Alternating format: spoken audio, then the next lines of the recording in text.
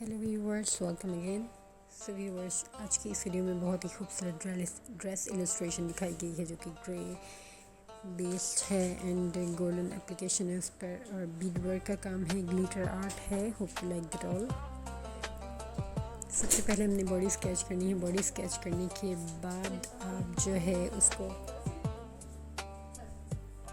इस तरह से बॉडी स्केच करने के बाद अपने एक बॉडी शेप के बाद आपने अप्लाई करना है fabric colour, like based colour में आप जो है कोई भी लाइट कलर ले सकते हैं। उससे आपकी एक लुक बहुत ही अच्छी आएगी।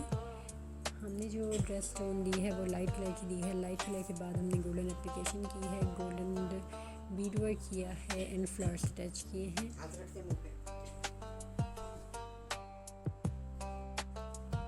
वीडियो को एंड तक देखिएगा ताकि आपको पूरा डिज़ाइन आप देख सकें। How to make this beautiful illustration with handmade dressing and bead work. So don't forget to subscribe.